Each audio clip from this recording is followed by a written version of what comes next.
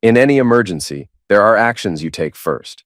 If someone collapses from a heart attack, you start chest compressions to keep the brain oxygenated until help arrives with a defibrillator. You stop bleeding before you worry about broken bones, but as I sat on my patio, I was stumped, unsure of what to do. This was uncharted territory for me. The certified critical care nurse, I had always trusted my ability to read the signs of an impending crisis. I could spot the subtle symptoms of a patient's decline long before it became apparent, but I never saw the warning signs in my own marriage. After nearly 18 years, I realized my marriage was beyond saving. I had made up my mind. I wasn't going to try to fix it. I was ready to let go, but I wanted the process to be as painful for Bonnie as possible. However, after some second thoughts, I revised my approach. I didn't want the kids to suffer from this mess, so I decided to go after Bonnie and her lover without involving them. I took another sip of beer and glanced over my backyard. The smooth lawn stretching to the bayou was just a few oak and pecan trees away. The house was large, 4 bedrooms, 3 baths, and had all the modern amenities. It wasn't something I could have afforded on my nurse's salary. It was a gift from my father and grandfather when I got engaged to Bonnie. Our family land, passed down through generations, had been used to build the house, which my father's construction company, Fontenot and Sons, had put together. I never cared much about money. I wanted enough to care for my family and to indulge in some hobbies. I had a boat for fishing and camping trips, a truck to haul it, and the occasional rifle or Colt. Family was my priority, and now it felt like everything was falling apart. Across the yard, I saw Susan, my sister, walk out her back door. Her house mirrored mine, down to the dock we shared. I raised my hand and she headed over. We needed to talk. "Starting early today, Rob? It's only 2 o'clock, she said, noticing the beer I was holding. "A whole cooler? I'm off for the rest of the week and feeling like it," I replied. "I don't want to waste time running back and forth to the house for another beer." I offered her one, and she sat down, cracking it open. "All right, what's going on? You had me freaking out when you asked me to come home and said I couldn't tell anyone first," Susan said. "You said no one was hurt or dead, but you don't seem too concerned. I know you didn't call me just for a drinking buddy." I cut to the chase. "Bonnie's been cheating on me. I found out a couple hours ago from an email." I tried to sound casual, but my voice cracked. "Are you sure? I mean, that's a pretty cruel joke, right?" Susan asked, stunned. I nodded and told her the email had a video attached, no doubt about it. "Who sent it?" she asked. "I don't know. It said, 'Your wife is cheating. Here's proof. More to come.' Signed, Pissed Off 999. Never heard of them." Susan sat quietly for a moment, processing, before she exploded. "That cheating witch," she fumed. "How could she? Doesn't she know you'd liquidate both her and the guy she's with? I'll rip her hair out. How do you even find time to cheat when you're home so much? She's never even shown interest in other men." Then her face went pale as she put the pieces together. "Wait, she's sleeping with Rich? My husband? They're cheating on us with each other?" Her face turned beet red and tears welled up. "I wanted to break it to you gently," I said, pulling her into a hug. "I've had a few hours to think about it. Enough to not grab my guns and go off the deep end." She wiped her eyes and quickly regained composure, her anger burning hotter. "All right. So what do we do now? Wait for them to get home and kick their asses?" "No, we get smart," I replied. "We act like we don't know anything. Tonight, we greet them like we did yesterday, with a kiss." Susan frowned, skeptical. "What? You want us to act normal?" "Yes," I insisted. "We need a plan. We'll talk to a lawyer tomorrow. The good thing is we haven't been exposed to any STDs. Unless you've been up to something too," I added, trying to lighten the mood. Susan shot me the finger. "Hell no! I haven't even thought about it, not seriously anyway. Maybe I joke about a TV star here and there, but no way." She drained her beer and tossed the can in the trash. I handed her a fresh one. "Just for the record, Rich is not getting any from me. I just got my period, so he's out of luck until we deal with this. And we can't tell the kids yet," I warned. "Not until we figure things out." Susan asked where they were. "I sent them to Mom and Dad's this morning. They left when I came out here. No questions, just piled into Jason's car and headed out. We both had 5 kids between us. The oldest, Jason, was 17. Susan's oldest, Rob, was a few months younger. Then there were the twins, Dave and Cindy, who were 16, along with my daughter, Deidre. 5 kids in 2 years made our house chaotic, but full of life. Rich had always been a good father and uncle. He'd helped the kids with school while I did most of the fun outdoor stuff. I wasn't into sports, but I took them camping, fishing, and hunting. We started with backyard trips and eventually made our way into the swamps. Rich would drive one boat, and I'd take the kids in the other. The fishing trips got crowded as they grew older, so we'd cut down on supplies, leaving the kids to fend for themselves. They learned teamwork, and I was proud of them. They were tough, resourceful, and understood the value of family. But now that same family was falling apart, and I had to figure out how to bring it all down without losing everything. 3 weeks ago, I arranged my work schedule to take 6 consecutive days off. I spent the time with the kids at Pawpaw's old fishing camp, driving one boat with the girls and letting the boys take turns in the other. We fished, caught crabs, and enjoyed being together as a family. It felt like everything was in place, but little did I know, Bonnie and Rich had different priorities. The thought of telling the kids about their affair broke my heart. Family meant everything to me, and the idea of tearing that apart was unbearable. I spoke to Susan, telling her, "We can't hide this forever." "I agree," she replied, "but we don't have to tell them just yet. I'll make sure nothing seems off." "There's no way I can forgive infidelity," I said, the pain cutting through me. "Bonnie's excuses won't change anything. I need to figure out how to move on without losing everything. I can't let her take the kids, and I can't let my anger lead me to do something reckless." Susan agreed. "I get it. The next step is to make sure she doesn't walk away with everything. I'll do whatever I can to make sure she doesn't get a penny more than she's entitled to." I nodded, knowing that Bonnie might be entitled to more, but Susan had a plan. "Our homes are safe," she said, a sly smile forming. "Pawpaw made sure they're protected. Bonnie and Rich can't touch them. She might try for the house or some of the possessions, but she has no claim on the property." Susan then reminded me of the prenup Bonnie and I had signed. "Dad insisted on it," she said. "I didn't understand it then, but now it might actually work in your favor." I had forgotten about that prenup, but it made sense now. Bonnie's father had always been wary of me. He'd been concerned that I would take advantage of his daughter's wealth. That prenup had been written to protect his assets, and it clearly stated that anyone caught cheating would only get a small portion of the community property. As the days passed, I kept replaying the details in my mind. The video that had surfaced, showing Bonnie and Rich together, was troubling. I wondered who had taken it and how it had been shared. The more I thought about it, the more questions I had. Susan insisted I show her the video, and as she watched, her anger grew.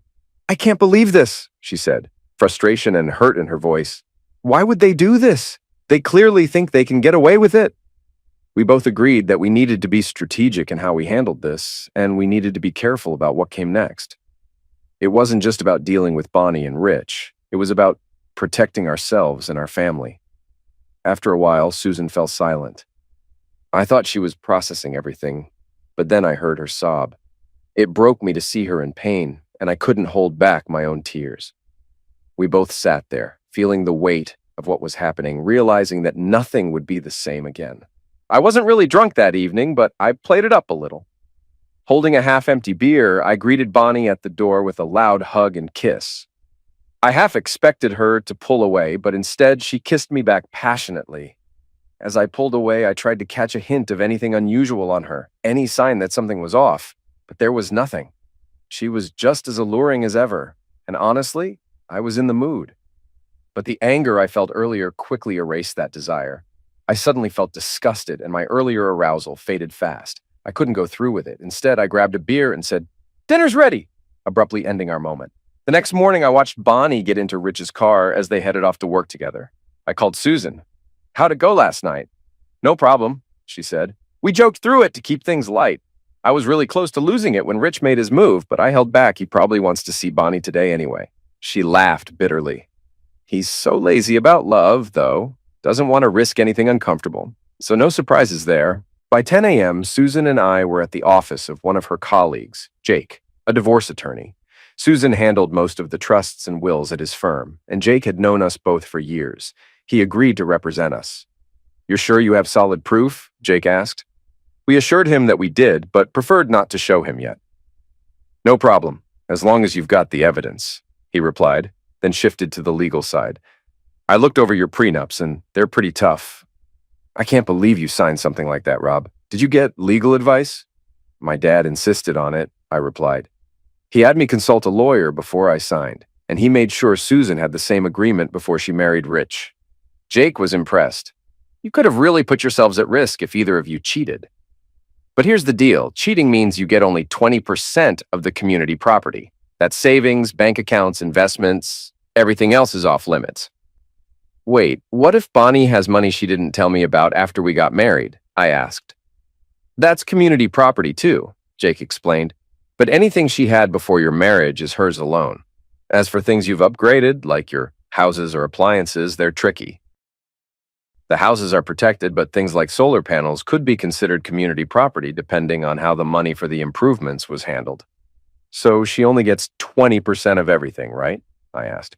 She can have that, but I'm not letting her take everything else. We can use that to our advantage, Jake said, smiling. You can make her move her stuff, pay for storage. That could be more trouble than it's worth, though. If she's smart, she might just let it go. Jake then reminded us to be careful with the video evidence we had. Keep it hidden, he warned. If it gets out, and they find out you were the one who shared it, they could sue you. If they filmed themselves and it got leaked, that's their problem. Susan and I exchanged looks.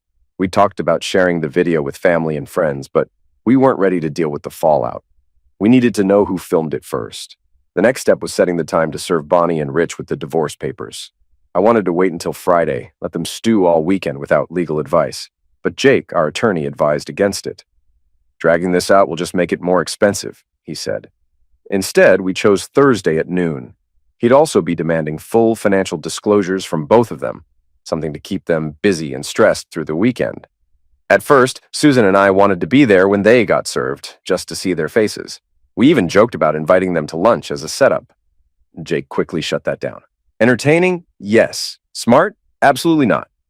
We eventually settled on serving them at work, right in front of their coworkers. After leaving Jake's office, Susan and I spent hours at the bank. We opened new personal accounts, transferred most of the money out of our joint ones, paid off credit cards, and closed anything tied to our spouses.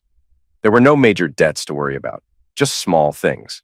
Jake had warned us to document every move to stay legally clean. Later that day, I checked my email and found more videos of Bonnie and Rich together. The footage came from the same location. I replied to the anonymous sender thanking them, but also expressing concern about the material going public.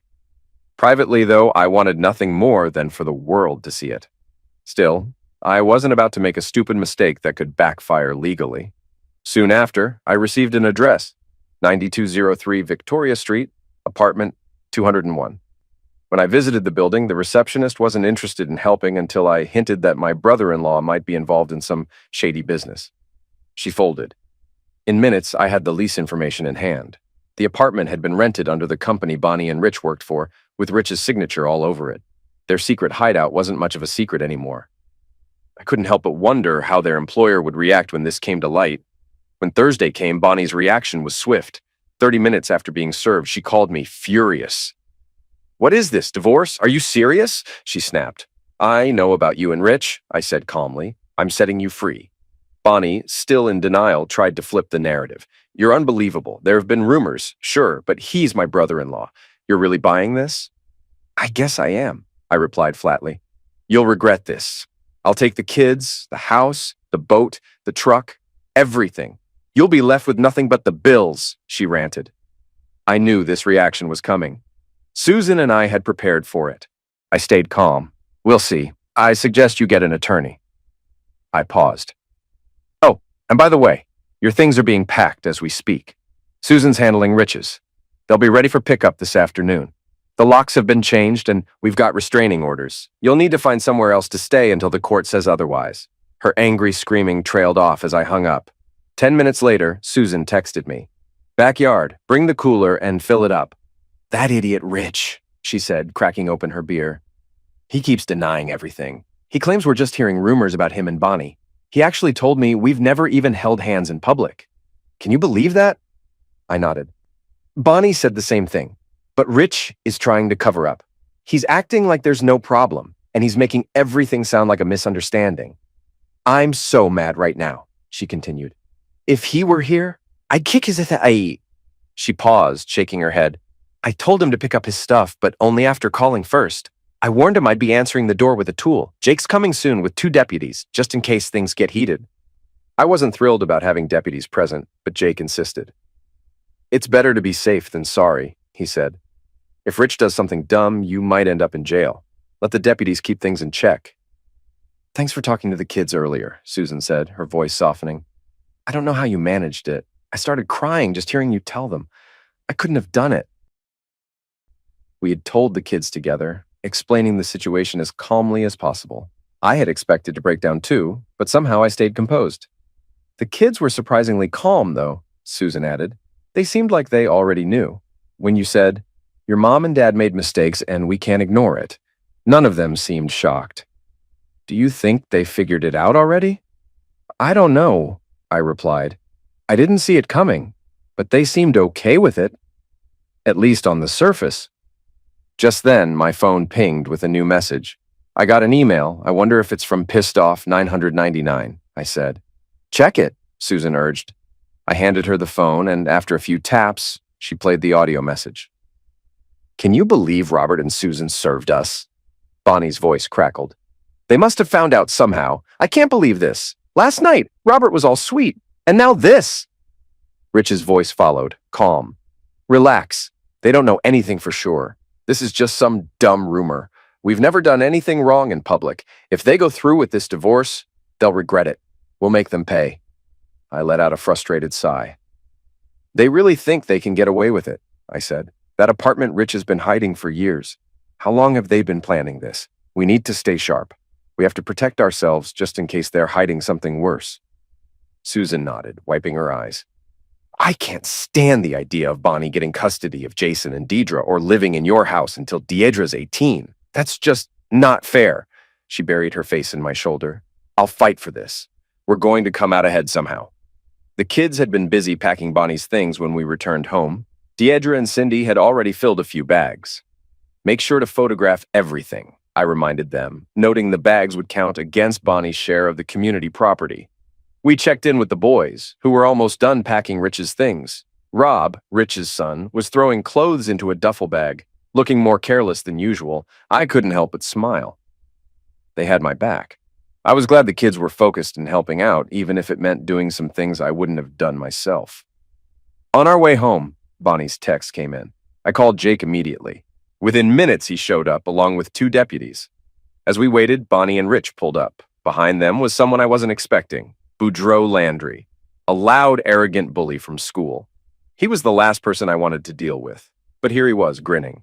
Hey, Robert, he called, his voice grating. Got a little problem with your wife and brother-in-law being friendly, huh? I forced a smile. How's your family doing, Boudreaux? Doing good, he replied. Then his expression hardened. You really think Rich is messing with your wife? You sure about that? I nodded. It's exactly what's happening. He smirked. Well, that's a shame. But we both know you can't prove anything, right? All rumors? I just walked away. I didn't have time for his games. Bonnie stormed up. You took almost everything out of our account, she shouted. Yep, I said. And I've got the statements to show exactly what was there. When we split things, you'll get what's fair. But don't expect anything more. She glared at me, but I didn't let her intimidate me. Susan and I didn't follow Bonnie or Rich inside when they went to retrieve their belongings. Instead, Deidre and Cindy went in with one of the deputies to keep an eye on things. I had told the kids to watch for anything unusual, though I didn't specify what unusual meant. I trusted they'd know it when they saw it. Jason and Rob followed Rich around as he checked his house. Bonnie immediately demanded, "Where's my jewelry?" I had anticipated this. Over the years, I'd bought her several high-value pieces during our trips, jewels worth over $25,000. Bonnie wasn't happy when she learned most of her collection was safely locked away in my safe. Boudreaux tried to weigh in, but I snapped a photo of the jewelry she was wearing. I've had all the pieces itemized for insurance, I said. These are community property, just like the boat and truck Bonnie wanted earlier. I wanted to ensure they didn't just vanish. Boudreaux studied me, probably surprised I wasn't as clueless as he thought. Jake, who had been quietly observing, stepped in to keep things professional, suggesting Bonnie give up the ring and necklace for a new valuation. After a brief discussion with Boudreaux, Bonnie reluctantly handed over the jewels. "Where do you expect me to go?" she asked, irritation clear in her voice. I almost snapped a sarcastic reply about her new apartment, but held back. I realized how much my feelings for her had changed. A few days ago, I was still deeply in love. Now, I barely cared. I was furious, but there was a coldness where there had once been warmth. Bonnie and Rich left in their cars, with Boudreaux following shortly after. I couldn't help but wonder if they were headed to the apartment. Jake reassured me, "I've got someone on them. If we expose that apartment, it could help us in the negotiations." Unfortunately, they had already thought of that and went to a Holiday Inn instead, with Boudreaux carrying their stuff inside. I was preparing to buy more thumb drives for all the audio and video files I was receiving. As Susan and the girls were making dinner, my phone pinged with another email. Susan followed me into the den to see what was going on. The audio file was from Boudreaux again. "Robert might have someone following you guys. That's why I told you to stay at a motel. You've got to make it look like you slept separately to throw off anyone checking." Rich grumbled. "This is getting old. My credit card was denied when we checked in. It's embarrassing. I'm calling the bank to get a new one." Boudreaux continued. "Make sure you write down any assets you have. If you've got secret money, protect it. Your spouses can't take what they don't know about. Be careful. If you try hiding things, it could lead to charges of perjury." Rich angrily responded, "I'll be damned if Susan gets any more of my money. Let's get to the Cayman Islands tonight. Open an account and move the money. We'll clean up our tracks here, mess up the beds, and make it look like we spent the night." The message ended, and Susan gasped in shock. "They've got secret accounts? But how? Where did they even get the money? I've seen their bank statements. We don't make that much to hide anything big." I was uneasy, but I tried to focus on the practical steps ahead. Bonnie and I each had a small weekly cash allowance, just enough for incidental purchases. Most expenses went on credit cards, and we always checked the statements for any unusual charges. I told the apartment manager Rich might be involved in pills and running a brothel. I was just messing with her, though. You don't think he's doing anything like that, right? "Rich? Mr. Straight-laced?" Susan laughed. "He wouldn't know where to begin, but then again, I never thought he'd cheat on me either." We decided to put the matter aside for the night, knowing there was nothing we could do about hidden accounts for now. We joined the kids for dinner. The next morning, I headed to Jake's office. I'd arranged for the jewelry to be appraised. And while I was there, I had my firearms appraised too. It didn't cost much beyond a new Glock, which I had been meaning to buy. At least now Bonnie couldn't argue with me about it. Susan had gone to catch up on work, so we met at Jake's office. I played him the audio files from the day before. "I'd really like to know who's sending you these," Jake said. "How they got those recordings is beyond me. A private investigator couldn't move that fast. As for the bank accounts, we might need a judge's order to look into them. But it could take time." He paused. "You're sure you haven't noticed any missing money?" We both shook our heads. "It doesn't make sense for them to be hiding much. But if they've been putting away small amounts for years, that could add up." Jake continued. "I've started the divorce process as quickly as we can. In this state, it takes 6 months to finalize, but we can get a court date much sooner. Next week, we'll meet with Bonnie and Rich and their lawyer to go over assets. Then we'll see the judge. In cases of adultery, it's pretty straightforward. I'll argue that counseling is pointless, and once the judge rules, it's just a waiting game." Jake added, "Oh, Boudreaux Landry called me today about the money you took out. He demanded the extra 30%. I told him about the prenup, and he wasn't happy. He wanted proof of the adultery, but I told him it'd be handled in court. It's kind of amusing watching him squirm. He's a joke in the legal world. If I can, I might slip that audio of him advising to hide money offshore into the courtroom. It wouldn't disbar him, but it would embarrass him. I hated that I had to work the weekend, but my head nurse couldn't cover my shifts. What if I started coughing and I had to be tested for COVID?" I joked. "Could you cover for me then?" "Nice try," Sharon said, laughing. "But yeah, I could cover for you. It's a busy weekend, but I understand. If I found out my husband was cheating, I'd be a wreck. You've got plenty of vacation and sick time. This qualifies for emergency leave. Just take care of yourself, and we'll start your vacation after that." "Actually, how about I work this weekend and you start my leave on Monday?" I offered. "Really? Thanks so much. You're a lifesaver. I'll start your leave with sick time and then switch to vacation. Take as long as you need and keep me posted." Work was a welcome distraction. Weekends were always hectic in the ICU, with fewer procedures, but a constant need for vigilance. I was back at the nurse's station when I saw my father-in-law, Dr. Préjean, waiting for me. "What brings you to the ICU, Dr. Préjean?" I asked, trying to keep it casual. He wasn't in the mood for pleasantries. Cut the crap. Let's talk, he hissed. Once we were in the head nurse's office, he asked, "What's this about you kicking Bonnie out?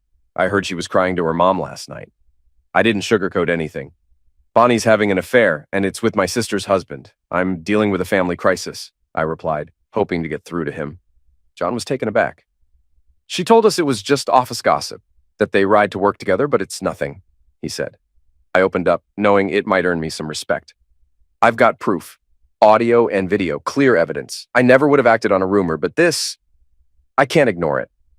John's face softened. "What are you going to do?" he asked. "What can I do?" I replied. "I'm trying to protect the kids, but I can't sit back and let this slide." "What would you do if Bonnie had proof I was cheating?" John was blunt. "I'd want your head on a platter. I'd help her bury you." He paused, clearly upset. "How are Jason and Deidre handling this?"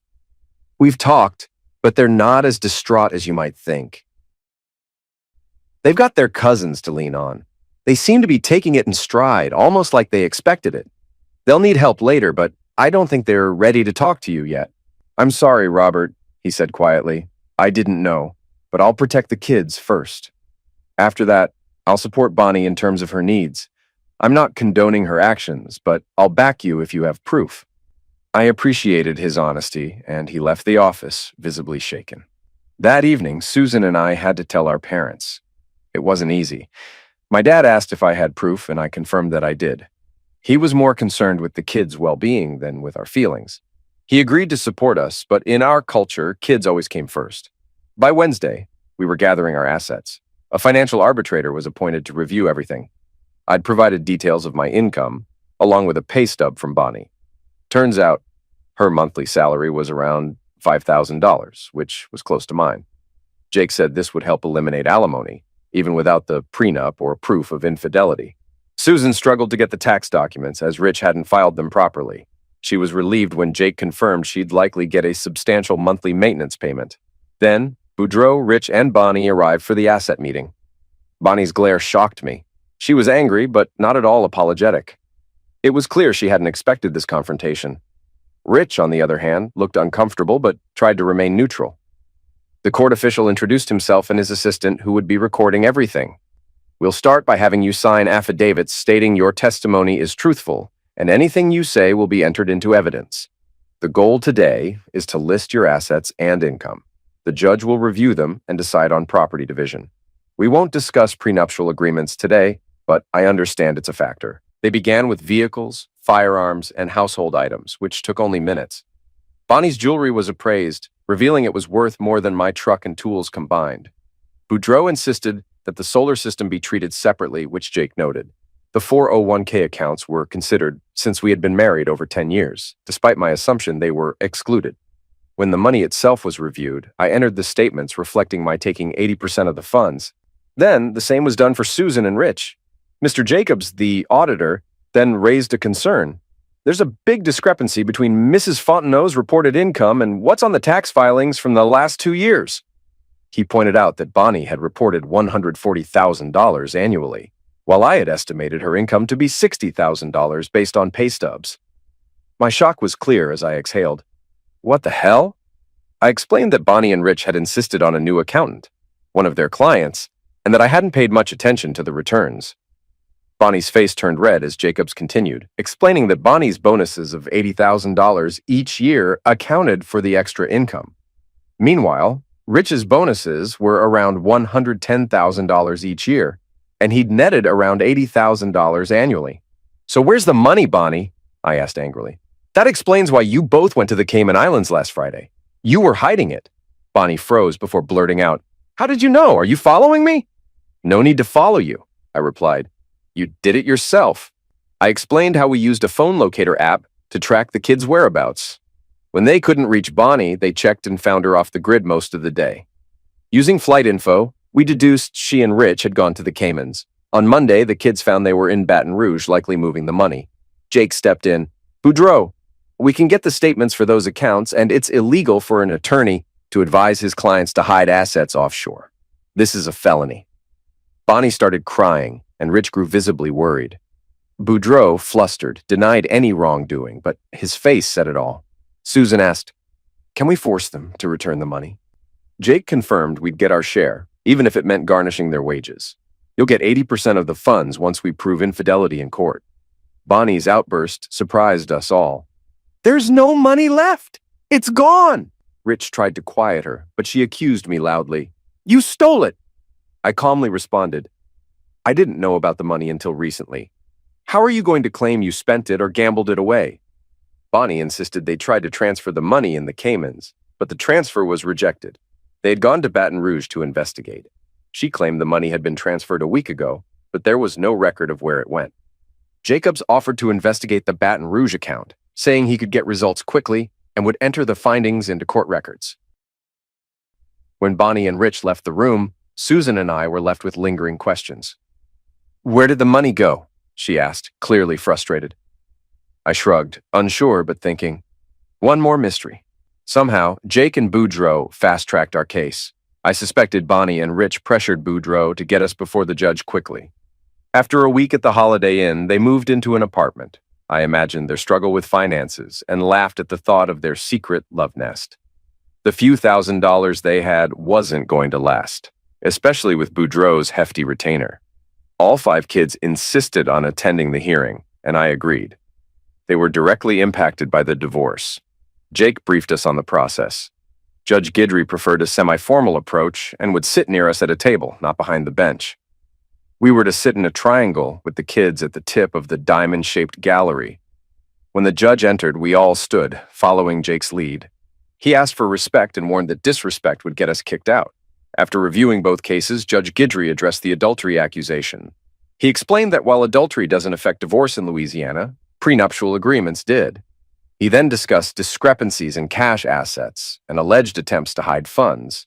The investigation revealed that Bonnie and Rich had $120,000 and $160,000 in Baton Rouge accounts, but the money had been transferred a week before the divorce was filed. The transfer was legal, and the money had been distributed to 5 accounts belonging to their children. I was stunned. Bonnie had hidden the money in plain sight. The judge, with a slight smile, acknowledged their decision to give the money to their kids, but pointed out that these actions couldn't be reversed without proof of fraud. No one could prove fraud, so the money remained with the children. I was relieved to see Bonnie and Rich's glares, knowing they'd lost their hidden funds. We all shook our heads in agreement when asked if we had proof of fraud. The next issue was child custody. Deidre raised her hand and stated she wanted to live with me because her mother had cheated. Jason and the others agreed, while the younger kids chose to stay with their mother for the same reason. Judge Guidry took note but reminded Deidre that the legal process hadn't established cheating yet. She then pointed out that she could petition for emancipation at 16 and that her college fund, now boosted by $56,000, could support her. Her siblings echoed her sentiment, stating they could live independently with their funds. Judge Guidry, trying to suppress a smile, addressed the kids' desire for emancipation. He warned them to sit down, acknowledging their wishes would be considered. Finally, Jake presented evidence of Bonnie and Rich's adultery, explicit photos of them together. Boudreaux immediately objected, claiming photos could easily be altered, offering a flimsy defense. But the evidence was clear, and Jake stood firm. Judge Guidry looked at Jake, then at Susan and me. Jake nodded, signaling me to respond. "Your Honor, I'm not sure where the evidence came from. I received a series of videos and audio files from an anonymous source. The photos I provided were screenshots from one of the videos. I didn't want to show the video unless necessary, but I do have a DVD and flash drive containing the full video of my wife and brother-in-law together." I glanced at Bonnie and Rich, both looking shocked, visibly pale and shaking their heads in disbelief. "However, Your Honor, if you wish to play the video in court, I'd ask that the kids be excused. They don't need to witness this." Deidre spoke up. "Not a problem, Dad. It's just closeness. We've already seen it. The ones you have aren't nearly as bad as some of the others." Cindy added, "Yeah, like the one where Dad has Aunt Bonnie bent over the couch doing her like an owl. Hoo. All 5 kids burst into laughter. I was frozen for a moment, trying to process the situation. It clicked, and I realized everything. The oddity of it all was settling but disturbing. I glanced back at my father, who gave me a slight nod. Judge Guidry watched Bonnie and Rich's reactions. They both looked horrified, their faces turning red. All right, Mr. Fontenot, do you want us to play this video or do the parties agree that infidelity occurred? I could see Boudreaux's interest, his eyes darting around and licking his lips. But both Bonnie and Rich quickly begged the judge to avoid playing the video, prompting him to retract. Boudreaux asked for a moment with his clients. After a brief exchange, he reluctantly conceded, "I guess we'll accept the plaintiff's claims." Judge Guidry nodded and began his verdict. "For the record, regarding community property, since all parties agree adultery occurred, I will enforce the prenuptial agreement. As expected, Mr. Fontenot and Miss Jenkins are awarded 80% of the property. Susan and I were granted our share, and the judge suggested working out the specific distribution with our lawyers. The custody arrangements are clear. Mr. Fontenot will have full custody of Jason and Deidre Fontenot. Mrs. Jenkins will have custody of Cynthia, Robert, and David Jenkins. Both non-custodial parents will retain full visitation rights. This divorce will be finalized in 6 months. Bonnie and Rich's inflated incomes had led to maintenance payments. Bonnie would pay me $1,000 per month, while Rich would pay Susan $2,000 monthly for the next 3 years. Each child would receive $500 per month until age 18. Jake believed these were minimal payments, but I was less concerned. Susan questioned my decision to accept the verdict, but I felt it was the best course. Once the hearing was over, Jake arranged for our meeting to finalize the property division. I instructed the kids to head home and wait for me. I wanted a family meeting. As Susan and I walked to the back of the courtroom, my father was waiting. "So when did you figure it out, Dad?" I asked. Susan was confused. "I realized a couple of days ago when I looked over an old credit card bill," Dad replied. "A couple of months ago, Jason and Rob asked to use my card, claiming they needed it for an anniversary gift. They said they'd pay me back. When I got my statement, I saw a purchase from an electronics store, and it raised some flags. I called the store to inquire, and after some persistence, I found out they bought spy devices for $500. "For spy gear?" I asked, astonished. Dad continued, "I followed you home, trying to piece things together, and I wanted to hear the rest." At home, the kids were waiting. I suggested we sit around the kitchen table. Susan grabbed beers for Dad and me, and Jason and Rob held out their hands. "You're not old enough to drink," I said, lightly. They shrugged, unbothered. "All right, let's start. Who wants to go first?" Deidre began. "It started when Cindy and I visited Mom's office. She wasn't there, nor was Uncle Rich. We wanted some cash, but the secretary said they'd been gone for a while. After checking our phones, we saw them at an address that led us to an apartment. We saw Uncle Rich's car, and that's when we started watching them. They went there 3 times over a few days. Each time, they stayed about an hour and a half. We told the boys about it." Rob spoke up first.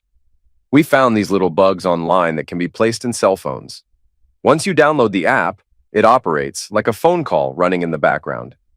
It doesn't interfere with regular calls, but it does drain the battery faster. It picks up sounds around the phone if someone wants to listen in. We talked Pawpaw into letting us use his credit card to buy them. Sorry about that, Pawpaw." He paused. "Getting the bugs on the phones was easy. Then we took turns listening in on their conversations and recorded anything that seemed important to share. That explains the audio recordings. But how did you get video footage and know which apartment they were using?" I asked. Deidre replied, "We checked their keys. Both of them had a key labeled 201, and that wasn't their office number. So Jason copied Mom's key, and we went to the apartment a few times to snoop. That's when we decided to get cameras." Dave chimed in. "We got some cameras and a small transmitter. It was pretty cool." He seemed excited about the tech, but failed to recognize that what they were doing was leading to the breakup of 2 marriages. At least Susan and I were finally getting some answers. The cameras were motion sensitive, so they didn't use up too much battery. We taped the receiver under the couch to collect the footage, and it sent the info to our receiver. We just recorded it all. "Okay, so you recorded Bonnie and Rich and sent me the audio and video," I said carefully. I wasn't angry at my kids, but I couldn't ignore how bizarre it all was. "But there's also the issue of the money." Deidre spoke again. "Dad, the first time Cindy and I checked the apartment, we knew Mom was done with us.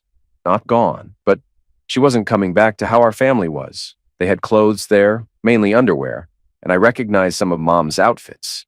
There were towels, makeup, everything. We knew exactly what was going on. They were having cleaning up, and then coming home to you and Aunt Sue like nothing happened. We were all furious. They weren't just cheating on you two, they were cheating on all of us. Cindy added, the money thing was a side issue, but when we were snooping around, we found papers for a bank account with instructions on how to access it online. It took a while, but we found the actual accounts. We even went through Dad's and Aunt Bonnie's offices while we were waiting for them. The secretary let us in a couple of times. We found the bank info in Dad's desk, and in Aunt Bonnie's office, we found more papers. She had a notebook in her purse with passwords. It didn't say secret bank account, but we figured it out. The passwords were complex, definitely not password 1. It worked. We realized they used the same password for both accounts. Jason took over. We knew about them messing around, but when we found the hidden bank accounts, we got really mad. We thought they might be dealing pills or something shady. Dave came up with the idea to put the money in our accounts. Dave blushed a little. I thought, we can't let Dad and Aunt Bonnie just get rich off this and leave us with nothing. We knew about divorce splits, and we didn't want them keeping half of that money. We already had accounts set up by Pawpaw, so we figured we should take the money. We knew it was risky, but since we're minors and it's our parents' money, we thought we wouldn't get in too much trouble. The others agreed. If we had known about the 80-20 split, we probably wouldn't have taken the money, Deidre admitted. But it worked out better this way, I said. Then you started sending me videos and audio files? Jason nodded. That was the hardest part. We were so angry at Mom and Uncle Rich for what they were doing to all of us. We didn't want to hurt you and Aunt Sue, but we couldn't just sit back. So we sent you that first video. We kept an eye on you and knew you were getting upset because we kept stalling on visiting Pawpaw and Meemaw. If you'd gone for a gun, we were going to tell you everything. We knew you would tell Aunt Sue. That's when it clicked, and we decided to move the money Mom had hidden. I guess we stole it. Well, I know we stole it, but we all agreed they screwed us over, so it felt fair. I hope you and Aunt Sue aren't too mad.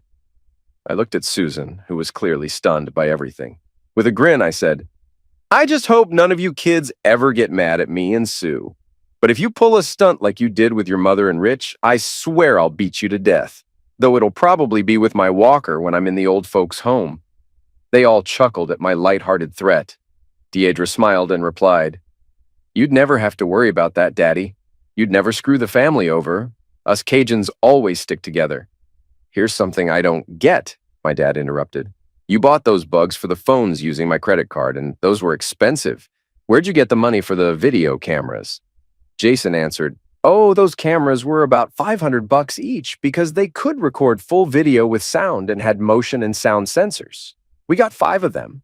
Then another $500 each for the transmitters that sent the signal to the receiver we hooked up to Deidre's computer. That's $3,500 plus shipping. But we can get half back when we return them undamaged. We've already pulled the cameras and transmitters, but we probably lost the bugs.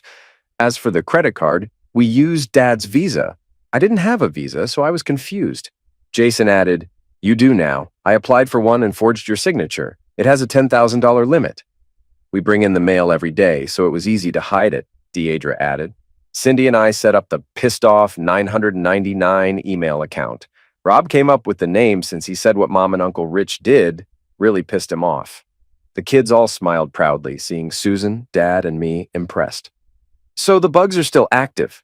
I asked. Dave nodded. They'll keep working as long as the cell phone batteries do. Between that and the phone locator app, we know where they are and what they're doing all the time, Dave added enthusiastically. Anytime either of them talks near their phones, we can hear it. The system's voice activated, so we've got a lot of random car sounds and business chatter. We took turns going through the files, picking out anything important. I asked to access the audio feed. Susan and I got advance knowledge of Bonnie and Rich's demands at the property settlement meeting. Bonnie was so desperate for her jewelry that she gave up most of her cash and all of the household items. We granted a few of their requests without much resistance, but they definitely had to grovel for the rest. Susan stunned everyone, including me, when she suggested Bonnie and Rich walk across town with signs that read, We cheated on our spouses. She proposed Bonnie wear only a G-string and pasties and Rich a jockstrap while they did it. The alternative, she said, would be for us to appeal the alimony and child support decisions. Boudreaux's face nearly turned purple at the suggestion. I couldn't help but notice he seemed a little too interested in the idea of Bonnie without clothes. We'd overheard him telling Bonnie and Rich that they got off easy with the support payments and warned them that we might appeal. Susan eventually backed down, but only after getting Bonnie and Rich to apologize on their knees. Epilogue. I'm not entirely sure how it happened, but I'll swear on a stack of Bibles that I had no part in it. 2 months after our court hearing, the insurance company Bonnie and Rich worked for found out that Rich had been using company funds to rent a love nest. While everyone else got bonuses over the past 2 years, Bonnie's bonuses were unusually high, and Rich's were large as well. The company didn't want to attract any unwanted attention, so they quietly dismissed them both. None of the videos made it onto the internet, despite our joking about making Bonnie and Rich porn stars. We didn't care, but the kids didn't want to be embarrassed. I understood their point. Bonnie and Rich are now in New Orleans, working for a small shipping company. After leaving town, they rarely see the kids or even call. Last I heard, they were struggling to make their alimony and child support payments. I wish them well, or maybe not. The End, one of my favorite authors, Vandemonium, always tells a joke after his stories, so I thought I'd include one. Thibodeau sat on his porch when he saw his cousin Boudreaux pull up in his truck. Thibodeau was stunned when 5 penguins jumped out of the truck. "Boudreaux, what are you doing with those penguins?" he asked. "They followed me home," Boudreaux said. "Ain't they cute?" "Take them to the zoo tomorrow," Thibodeau ordered. His cousin nodded. 2 days later, Thibodeau walked out of the liquor store with a case of beer. He saw Boudreaux walking down the street with a large umbrella and a bag, the 5 penguins trailing behind. "Boudreaux, didn't I tell you to take those penguins to the zoo?" "I did," Boudreaux replied. "We had such a good time, we're going to the beach today."